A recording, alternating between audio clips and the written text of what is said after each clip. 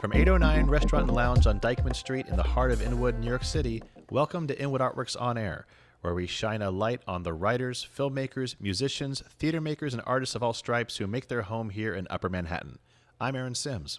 I'm Jonathan Bell. And this is Live and Local. It's where we meet the musicians of Upper Manhattan, talk about their work, and best of all, hear them do their thing. What treat is in store for us today, Jonathan? Aaron, today, Live and Local welcomes Jamie Ignao. Jamie hails from Greenock, Scotland, but as at least one source has it, his musical career began in a restaurant in Orlando, Florida, where his tremendous tenor voice got him noticed by a member of the Central Florida Lyric Opera. 2 years later, in 2013, he made his debut at Carnegie Hall in the remarkable Theater Brigade's production, Opera Shorts. Since then, he sung Arturo in Donizetti's Lucia di Lammermoor, Le Remendado from Bizet's Carmen, and Rafe Rackstraw in Gilbert and Sullivan's HMS Pinafore, among other roles. But wait, there's more. Jamie is an accomplished guitarist and rock vocalist, well known to uptown music fans for his bear hug embrace of musical genres, from pop to metal. That love is at the center of Ashley and Jamie's Acoustic Show, the weekly Facebook Live show he and Ashley Walsh have produced for the past several months. We're so happy he's with us today, Aaron, on Live and Local. Without further ado, Jamie Ignao. Okay, this first song I'm going to do is one of my favorites by Queens of the Stone Age. It's called Long Slow Goodbye.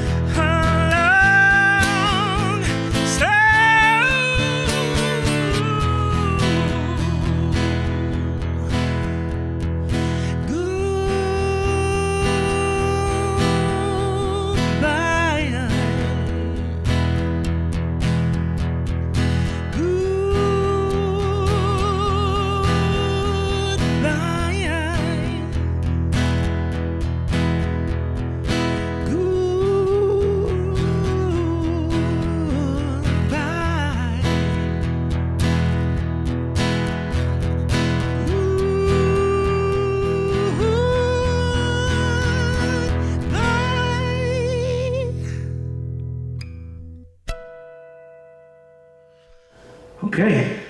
All right, the next song we're going to be doing is a Neapolitan art song, made famous by the Three Tenors.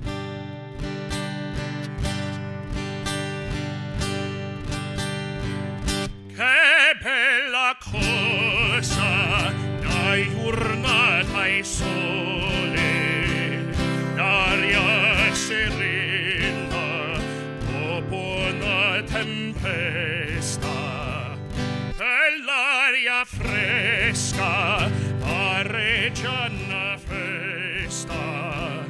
Che bella cosa, la giornata e sole. Monato sole, più bello in me, oh sole mio, sta in fronte a te, oh sole mio, sta in fronte a te. In fronte a te.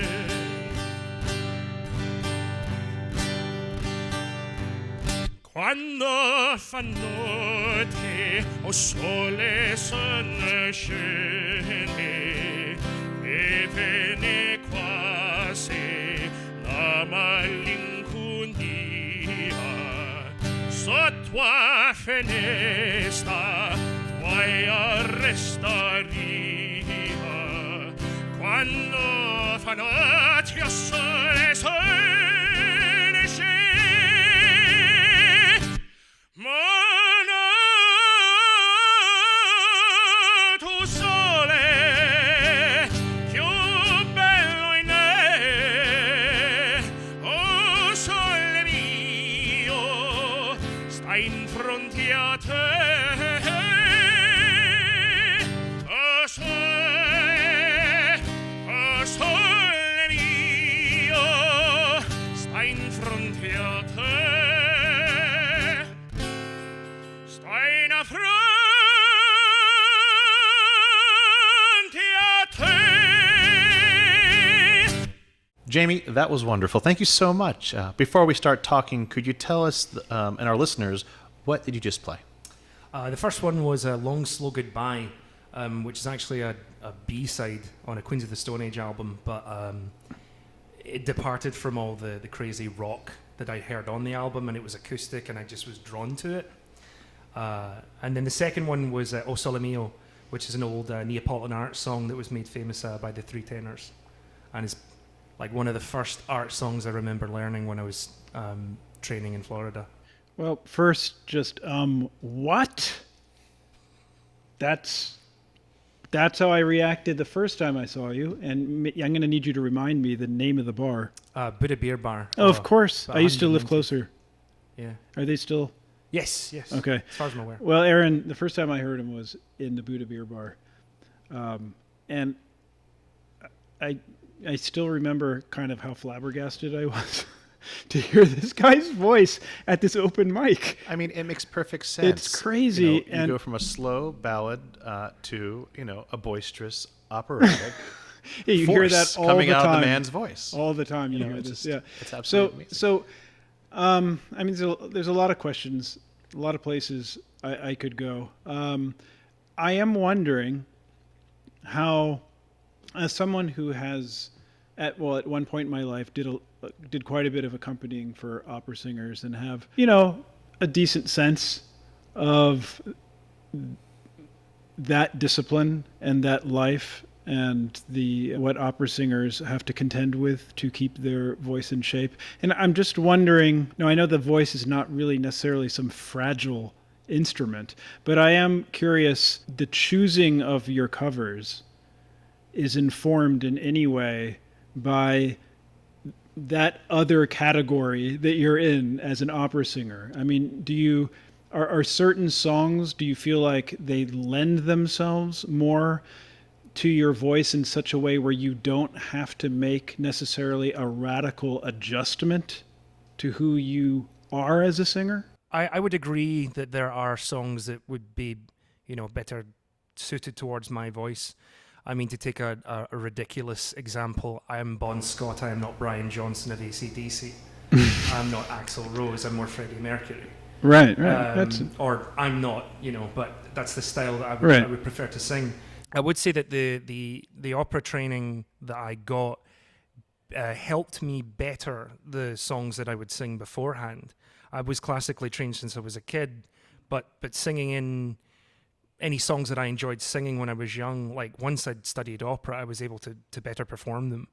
Proper technique, just like learning, how to control my larynx better. You can do something like House of the Rising Sun by the Animals and it can take on a sort of operatic tint. Eric Burdon had that effect for his songwriting for sure. Yeah. I generally tend to pick singers who are more along my lines range-wise, but I've been known to try some Johnny Cash every now and again, even though that's not in my register. Same keys? You don't change the keys for Johnny Cash? No. Maybe. You're going to have to come back and do a Johnny Cash song. Oh, maybe I should have done that. Yeah, amazing though. Just to Yeah. Kind of you have a stupendous instrument. It's amazing. It's amazing to hear you go from, a rock tune, Thank you, to an opera piece. It's tremendous. Yeah. So let's start at the beginning then. Well, not when you're young, but so how does one go from singing in a restaurant in Orlando to Carnegie Hall in New York City? Hanging out with the wrong people. I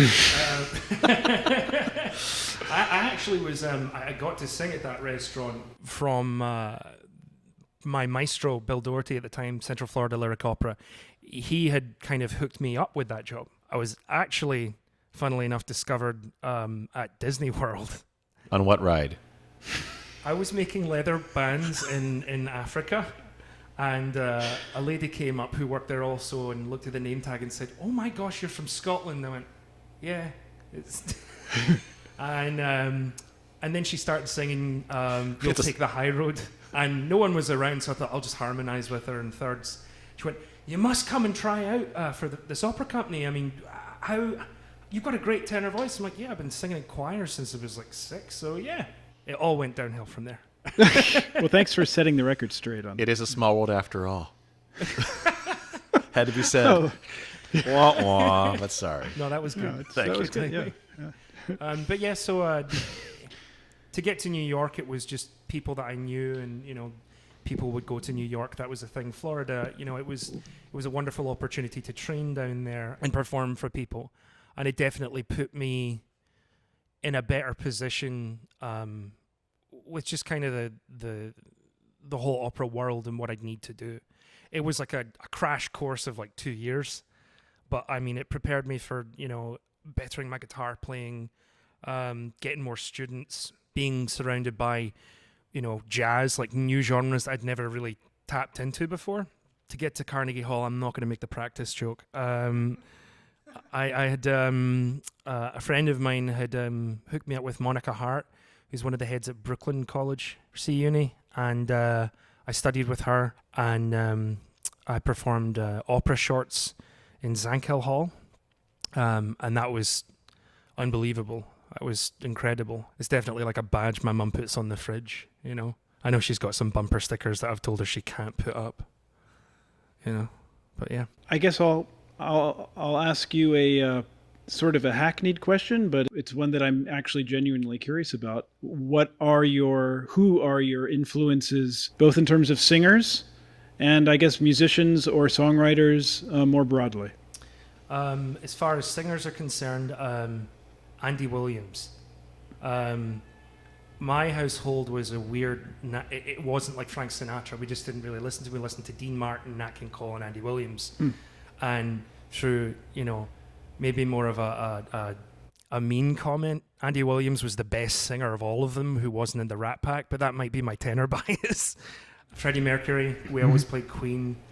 Joshua Homme, Queens of the Stone Age, because he had sort of a lighter voice but could still contrast that dynamic where it would be heavy music but he sounded angelic and choral. And I love that because I've been singing choirs all my life. And Dave Grohl, although we'll see how many years his voice lasts now, because he screams a lot. He's a screamer. Yeah, I wish I could, but I don't want to lose my voice. And then I'd say songwriting-wise, definitely the Foo Fighters, Queens of the Stone Age, Muse.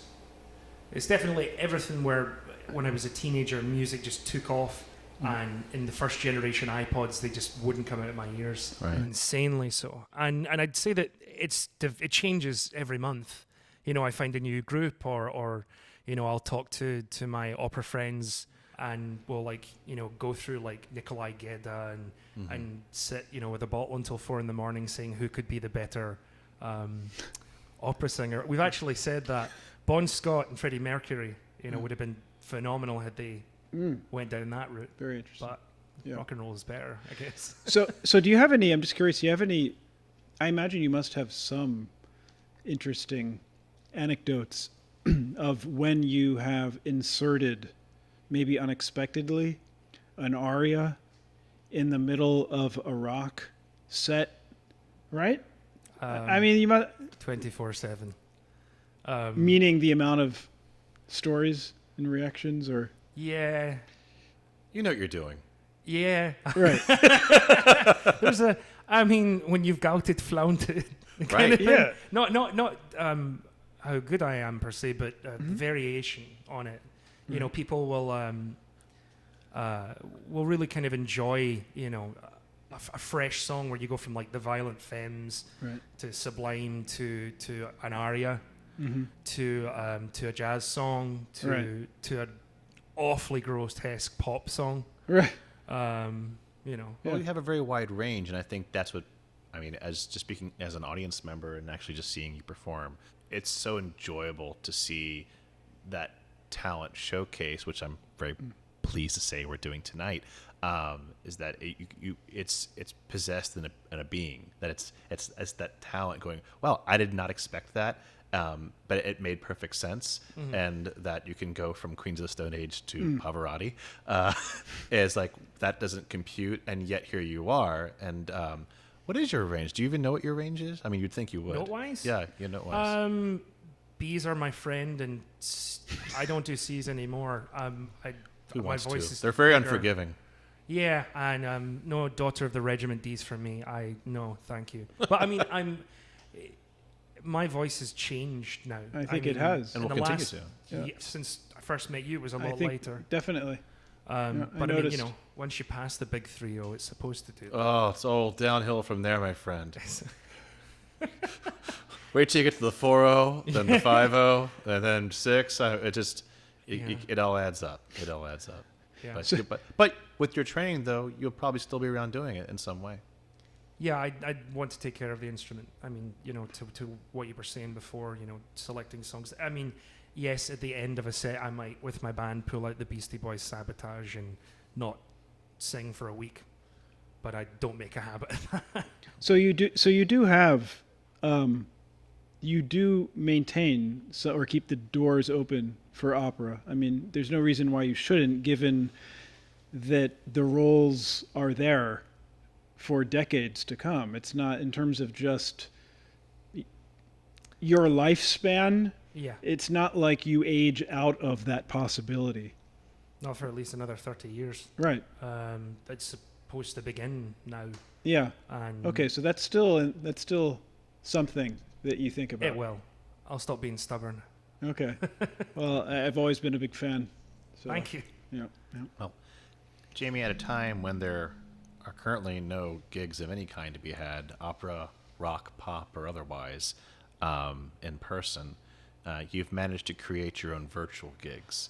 Do you have any wisdom for musicians who are struggling to find an outlet for their work and also find income? To hear from your experience in creating your virtual platform, would you mind sharing just some of your adventures of creating your own live virtual shows? Do not be closed-minded. And that's only talking from personal experience. I've tried to become more open to, you know, even music that I perhaps wouldn't like so much.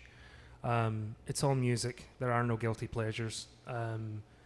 You know, and then also be open to change. Be open to becoming multifaceted, because that's what regardless of the situation that we're in right now, where it's made nearly nigh impossible to get gigs or whatever, the world changes. Like social media platforms change, and again, I am not a fan of social media platforms. I don't do them well. But if you can find other ways to perform your music, or be open to becoming a teacher. I started teaching guitar. I've played for 13 years, and I started 12 and a half years in. But I started off being honest with what I could teach. You learn by teaching. Doing recordings. I've seen so many examples. It's not even just the fact the internet's become flush with live shows. I've seen people who will write jingles, for different apps for people, birthdays, shout outs and stuff like that.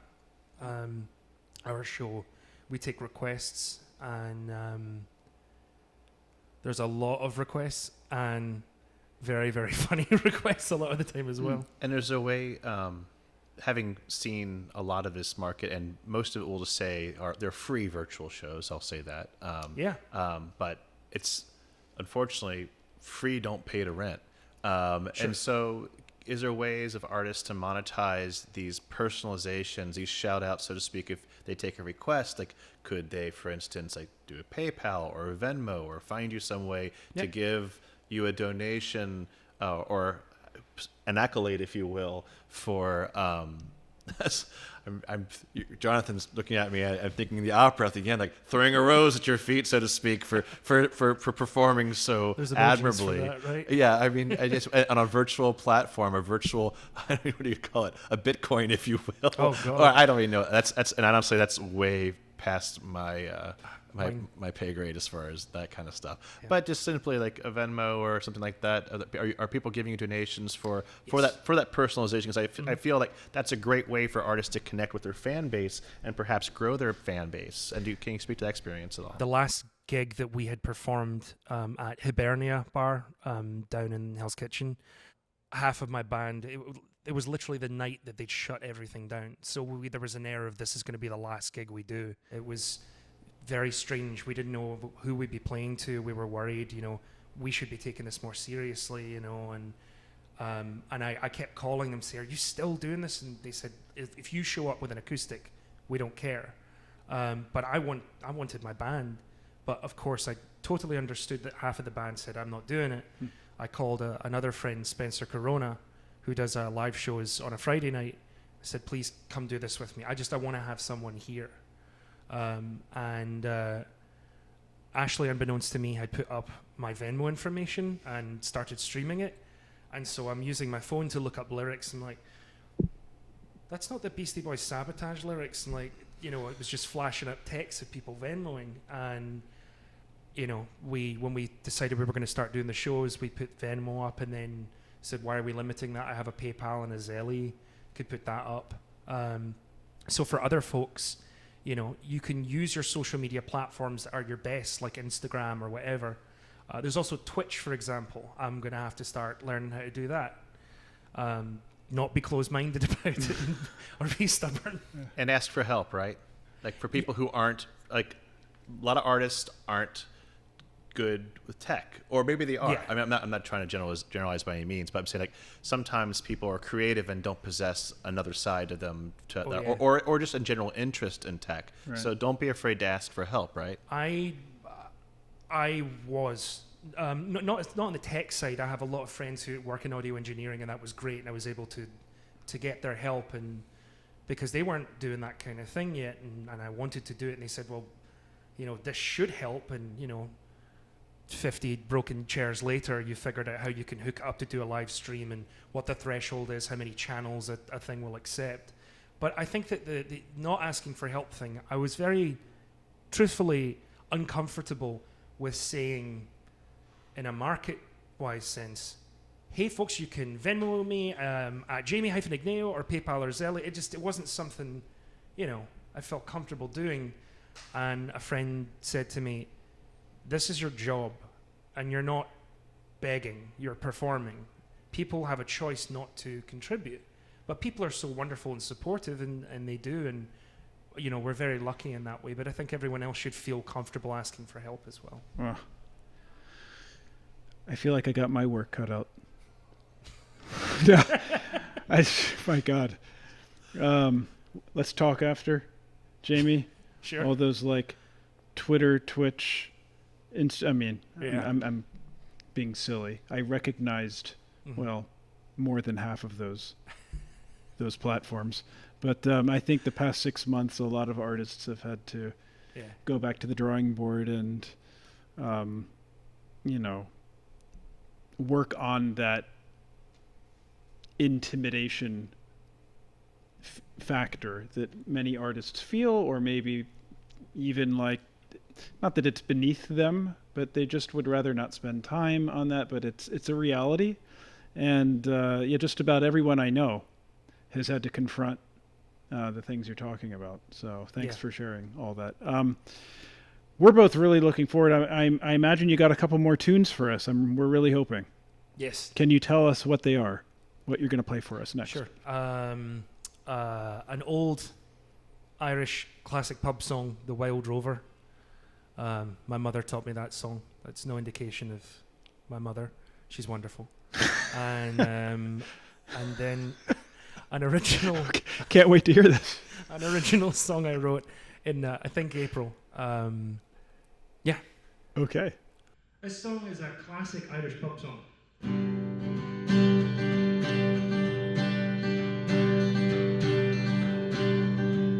I've been a Wild Rover for many's a year, and I spent all my money on whiskey and beer. And now I'm returning with golden great store, and I swear I will play the Wild Rover no more. And it's no nay never, right up your kill, no nay never no more. Will I play the Wild Rover? No never no more.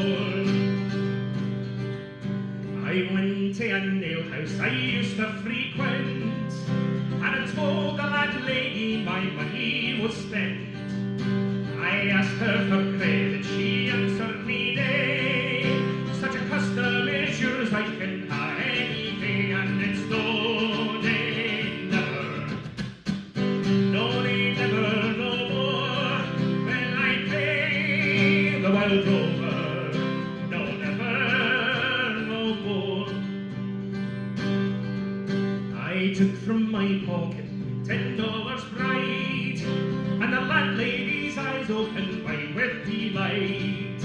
I asked her for whiskey and beers of the best. What she told me before, it was only in jest, and it's no nay never, no nay never no more. When I play the Wild Rover, no never no more.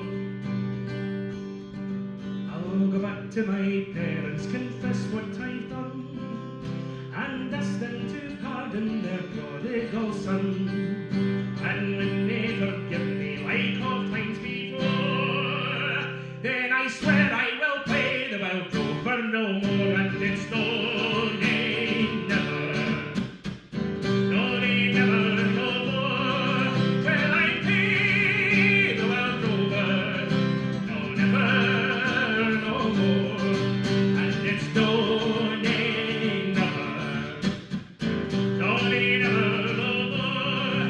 Well, I play the Wild Rover, no never no more.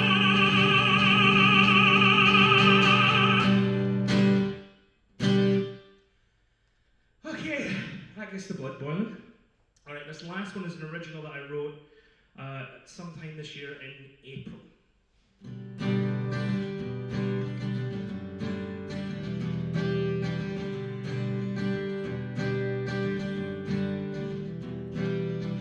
You act so cynical and I don't understand.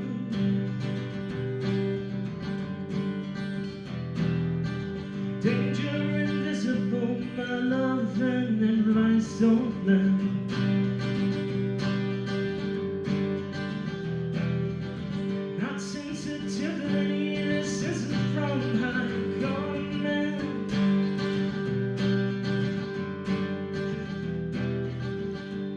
proclaiming to lend a helping hand. For now, our love can change. For now, our love must stay the same. Only as long as we remain.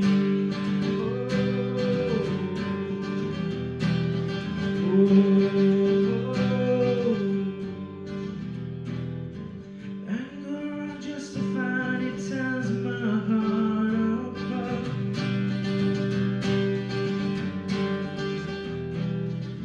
We are so magical, a priceless work of art.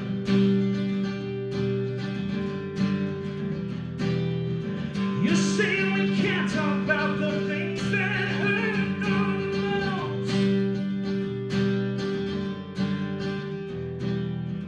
We're at the mercy of an unforgiving ghost. For now, our love can change.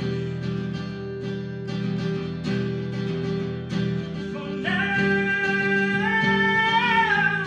this love must stay the same. Only as long as we remain.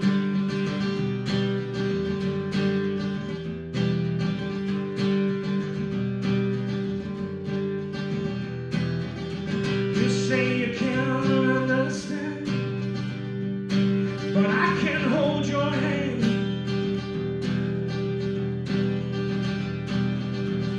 Bash my head against the wall as the lines begin to fall.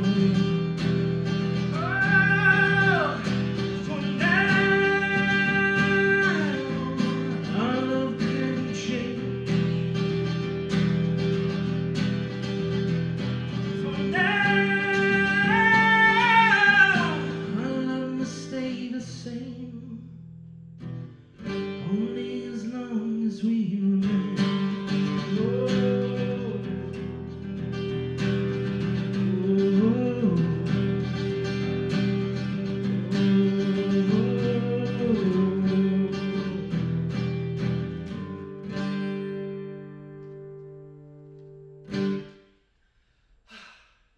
Well, Jamie, you mentioned things throughout the podcast, but where is the best place for listeners to purchase your music or follow up with you? Well, at the moment, that one song is from an upcoming EP that I'm doing, collaborative effort with a lot of friends. So I'll probably announce that on my Facebook page. You can also check out Hey Buddy Facebook page. That's my band that I head with lots of different family members. I also play for Coyote Love, an Inwood local band, and Dance Floor, based in Long Island, an event band with an old friend. So you can also check out our weekly show, which is posted on my page as well, Jamie Ignao. You're only going to find one Scottish guy with a Filipino last name on Facebook. And we do that every Saturday from 8 o'clock until 11 o'clock. And that's with my fiance Ashley. So, Fantastic. Congratulations. thank you. Listeners will have some of those links up for you on our Inwood Artworks On Air webpage. Jamie, thank you so much for being here. Thank you for having me. This was great. Absolutely. So thanks again to Jamie Ignao for joining Jonathan and I on this live and local episode of Inwood Artworks On Air, where we meet the musicians, filmmakers, writers, theater makers, and artists of all stripes who make their home here in Upper Manhattan. If you have a moment, please show us some love right now by rating and reviewing this podcast on Apple Podcasts. It really helps. Be sure to follow us also at Inwood Artworks on our social media and inwoodartworks.nyc to keep up with all we do, including the Inwood Film Festival, Filmworks Al Fresco, pop-up art galleries, live performances, and so much more. And stay tuned for more live and local and artist spotlight episodes of Inwood Artworks On Air. A very special thanks again to 809 Restaurant and Lounge here at 112 Dyckman Street for hosting us. It's wonderful to be here. Inwood Artworks supports local small businesses, and we hope you do as well. This is Aaron Sims. I'm Jonathan Bell. for Inwood Artworks On Air.